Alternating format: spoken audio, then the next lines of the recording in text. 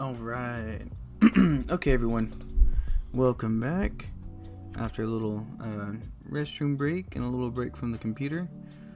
Because I think I've done like 3-4 streams so far today. And again, this is for me to learn.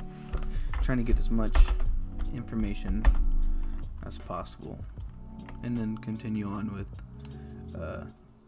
learning everything. So anyway, so where we last were, alright, so we modified the readme and the hello world and added it to the staging area. So now we need to commit both of these files.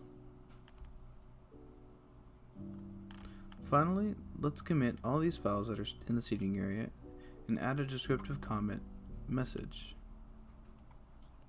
Okay, so we'll do git commit. So whatever's in the staging area, once we do git commit, it commits those files. Okay, git commit m. Let's actually look up what that is. What does mean in git commit m?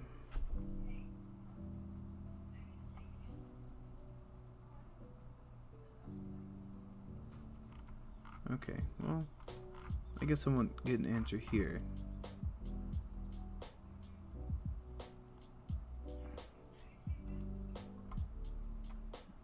Okay, so git commit m.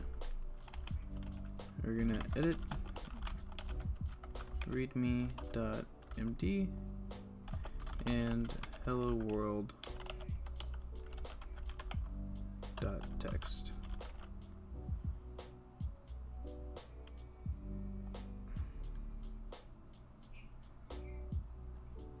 Hit enter. 2 files changed, 3 insertions.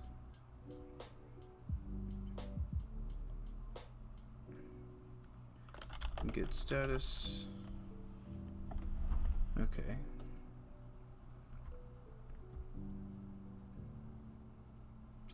I wonder why we have 3 insertions. Oh, whoops, wrong button. Let's do git log. Right.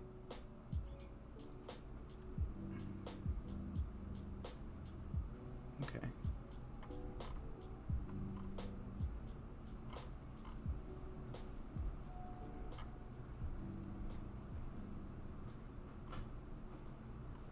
Okay, so readme and hello.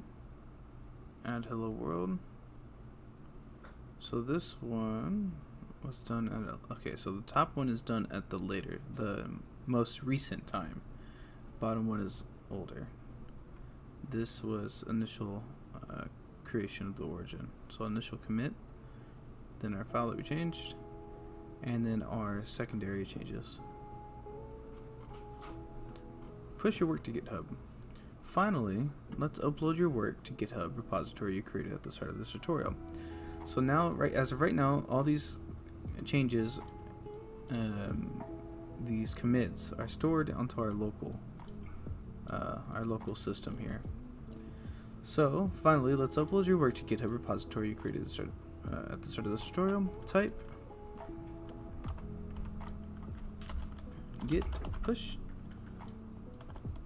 To be more specific, type git push origin main. Since you're not dealing with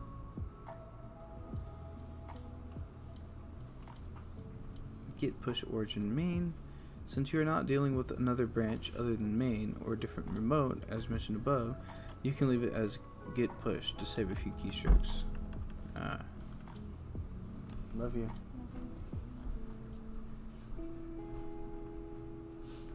Is she picking you up? Or are you? My mom's gonna take all of us, so we're just gonna go over there. Oh, okay. Where's my other car? You what? Oh, here.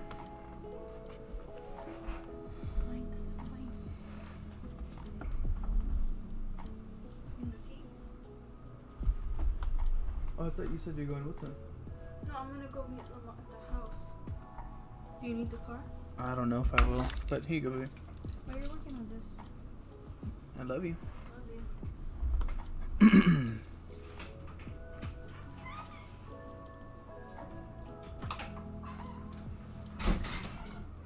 my. Well then. Okay. If at this point you receive a message that says support for password authentication was removed on August 13, 2021, please use a personal access token instead. If you have followed the steps incorrectly and cloned with HTTPS and not SSH, please follow these steps to change your remote SSH, then attempt to push a gap. So, anyway, we're gonna git push.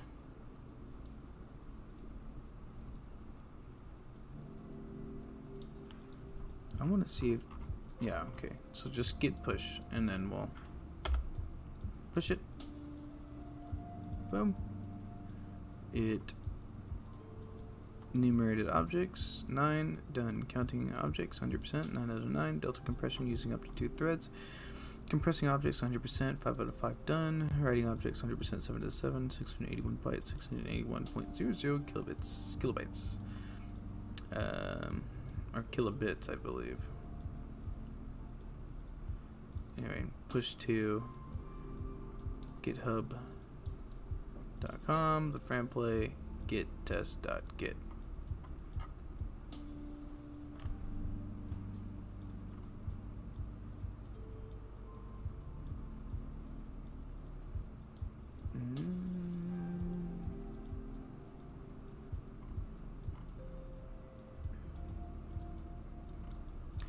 Okay, type git status one final time. It should output your branches up to date with origin, main, nothing to commit, working tree.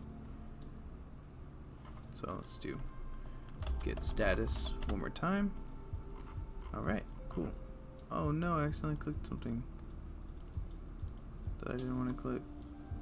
Okay, we may not need, we can actually probably exit out of that.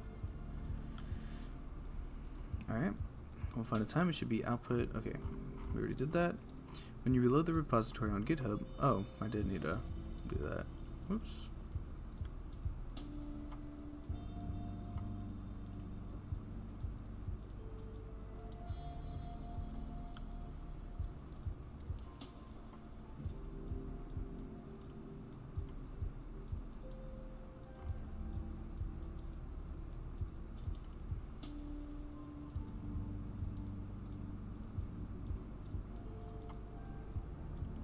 Oh, that's the wrong one.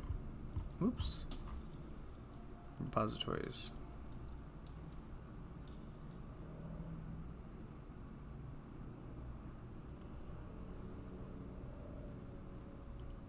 Ah, okay. So git tests. Here we go.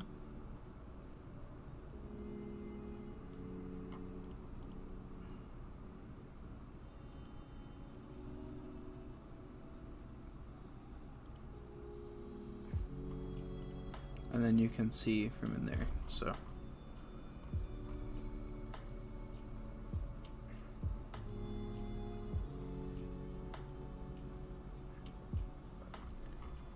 when trying to make simple changes to the files on your in your repo, such as attempting to fix a typo in your readme.md, you might be tempted to make this change directly via GitHub. However, it is best to avoid this as it will cause issues that require more advanced Git knowledge than we want to go over at this stage. It is covered in a future lesson. For now, it is advised to make any changes via your local files, then commit and push them using Git commands. Excuse me. So let me add that to my notes. Git push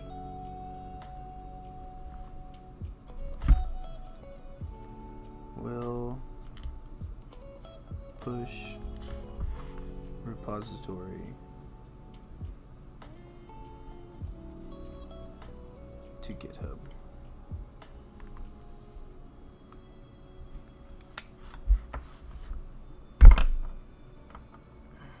Best to avoid this because we're okay. Ready? It is covered in a future lesson. For now, it is advised to make any changes via your local files. Push them using Git commands in your terminal once ready. Cheat sheet. This is a reference list of the most commonly used Git commands. You might consider bookmarking this handy page. Okay. We're going to make bookmarks bar, and we're going to make a new one. A new folder. It's going to be called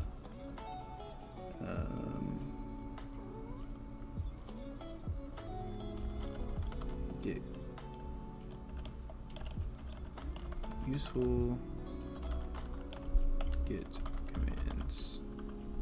Hold on, baby. Useful Git commands. Or actually, we'll just put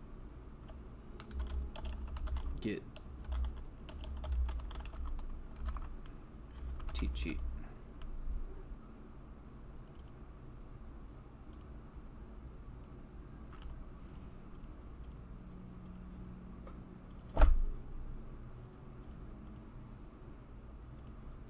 I saw this earlier.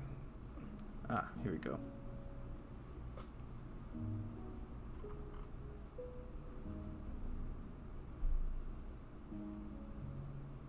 Okay, so this is useful for using the directory.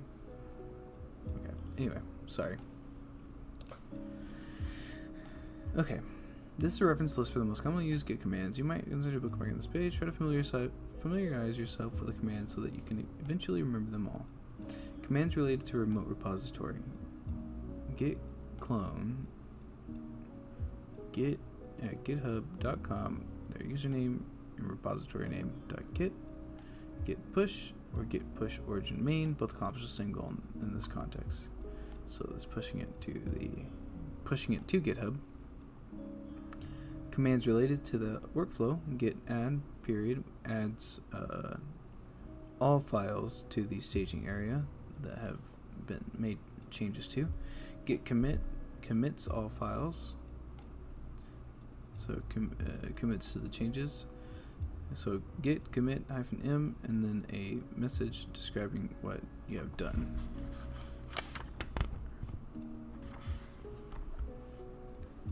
To make this snapshot different.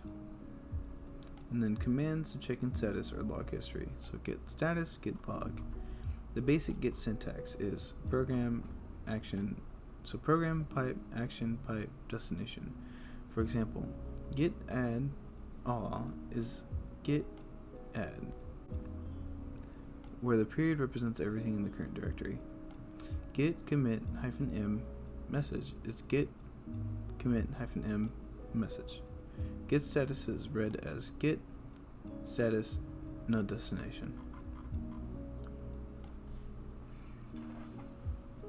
Git best practices.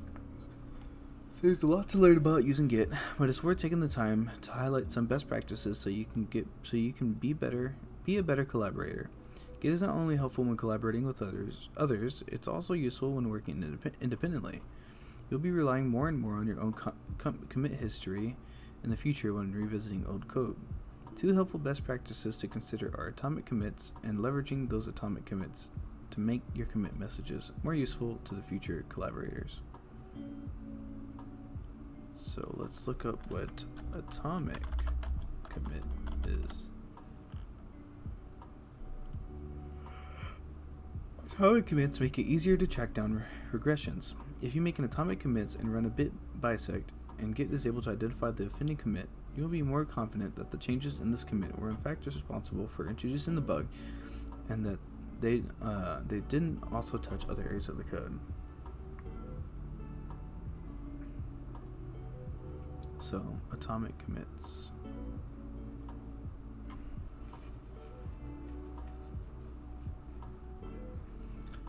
Okay. An atomic commit is a commit that includes changes related to only one feature or task of your program. There are two main reasons for doing this. First, if something you change turns out to cause some problems, it is easy to revert the specific change without losing other changes. And second, it enables you to write better commit messages.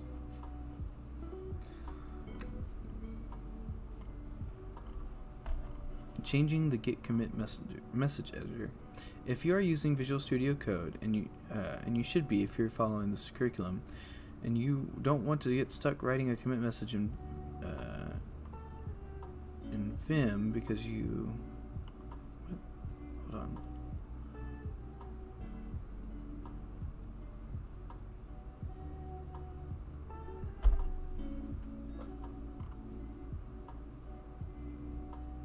Oh, okay. It's another text editor. Gotcha. Because you actually use git commit without the message flag -m, this command will make Visual Studio Code open a new tab with the ability to write your commit message and an optional description below it. Git config -- global core.editor code wait.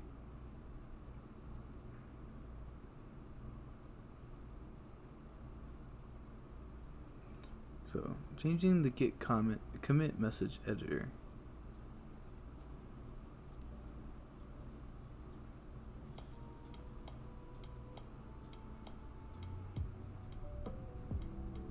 And you don't want to get stuck writing a commit message in Vim because you accidentally used git commit without the message flag.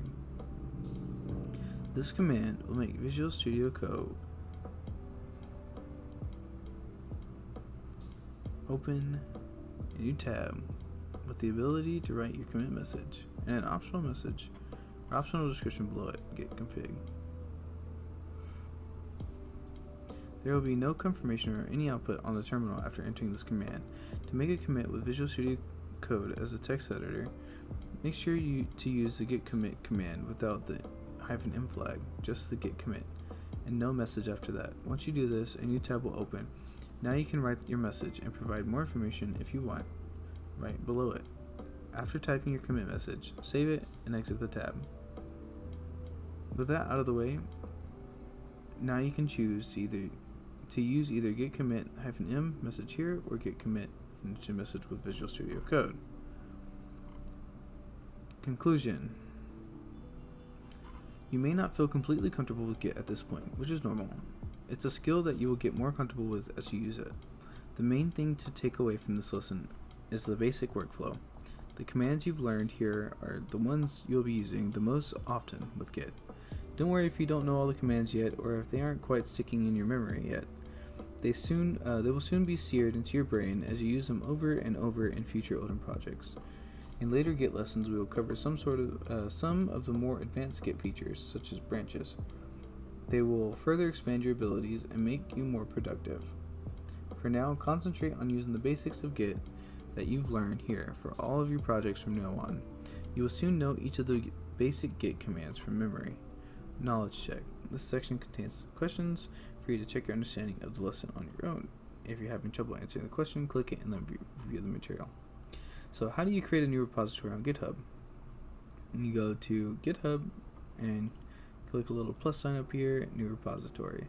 How do you copy a repository into your local machine from GitHub? I believe it was... Crap. Actually, no, I remembered because I have written it down.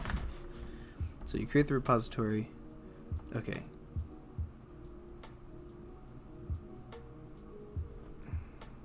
Oh.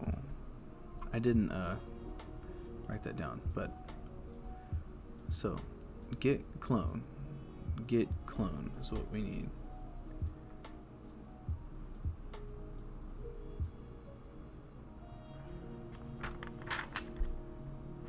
I thought I wrote that one down.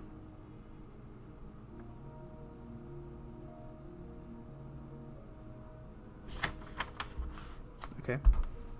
So let's write down that as well. Git clone, and then followed by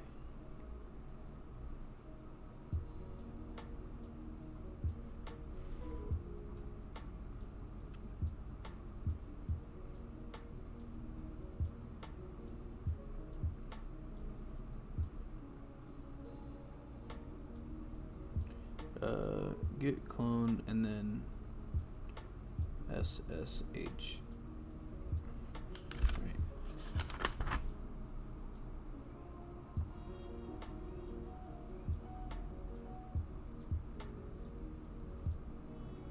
Make directory for project. Okay. Okay, now we can go back down.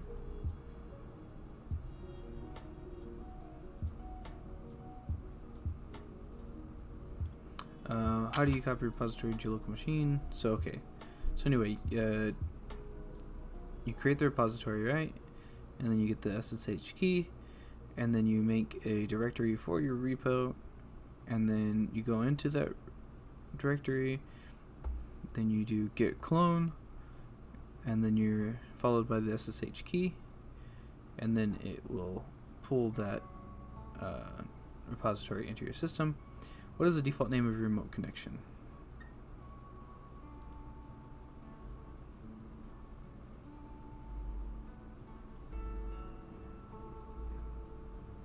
Start of the git remote -v.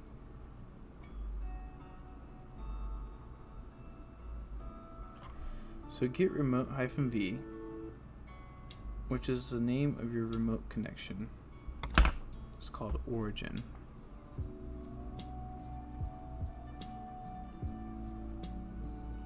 Explain what origin is in git push origin main.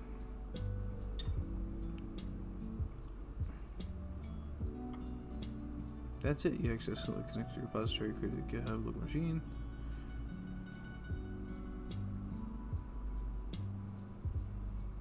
And then hit git remote v on your command line. This will display the URL. Right?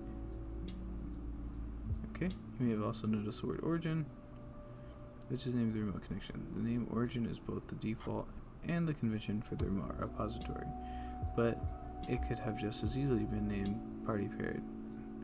So default and convention for the remote repository.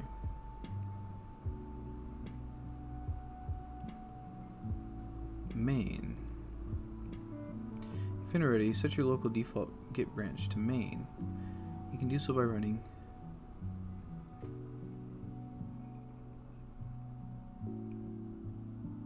because they're starting not to call it master file anymore. They want to stick to using main. Explain the two-stage system that Git uses to save files. Okay, so first you change it, and then you go to you have to stage it, so you add it, and then you commit it, and that saves it to your local machine, and then you push it and it saves it to GitHub. How do you check the status of your current repository? Git status. Oh, duh. How do you add files to the staging area? Git add, and then whatever file name it is. But let's look at that again. Git add file name. Good job. What else? How do you commit the files in the staging area and add a descriptive message? So you do git commit, and then followed by quotations, your message. So it could be like edit or add, and then name of file. How do you push your changes to the repository on GitHub? Git push or git push main, I believe. Or git push origin main, right?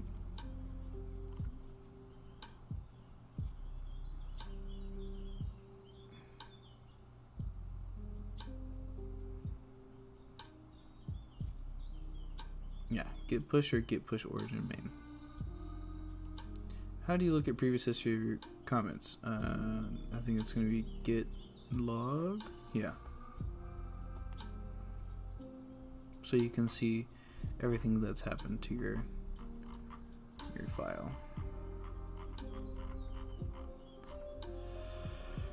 Okay. Ooh. So far, so good.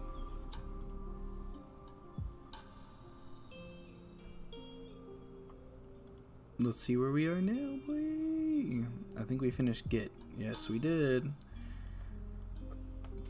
We are now finally in the introduction of HTML and CSS. Oh, thank the heavens. We're finally here. I'm gonna get started on the fun stuff now. Alright, I'm excited. So here it is. It's time to actually start making things. This section will teach you the basics of HTML, CSS, and 2 foundational building blocks of pretty much everything on the web.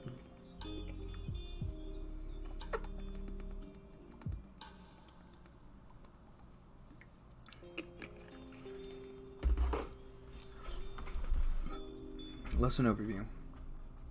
This section contains a general overview of topics that you will learn in this lesson. So, get a basic overview of HTML, CSS, and how they work together. HTML and CSS are 2 languages that work together to create everything that you see to see when you look at something on the internet. HTML is the raw data that a web page is built out of. All the text, links, cards, lists, and buttons are created in HTML.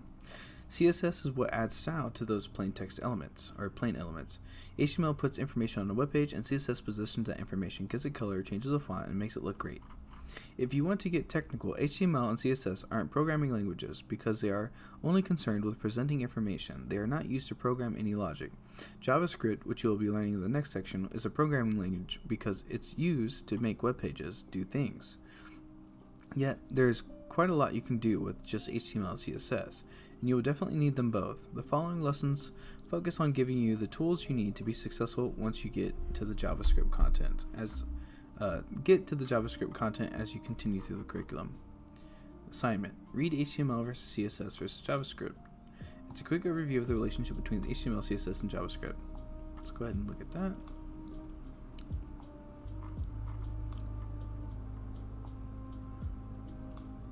Let's hide the contents. Oh, this is going to be a fun article.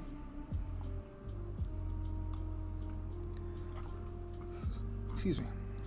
So, when you're designing or developing a website, there are 3 different coding languages that you will want to be aware of: HTML, CSS, and JavaScript.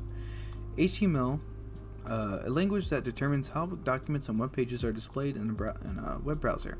The language for building blocks of any website. Actually, we're going to end the stream right here before I continue, because I'm going to rename the next portions of this lesson to, or the next portion of this course is going to be the HTML and CSS portion. So, because I think the setup portion needs to be a separate playlist, and then that way people that want to start actually learning the HTML after setting everything up, we can come here and look at this later.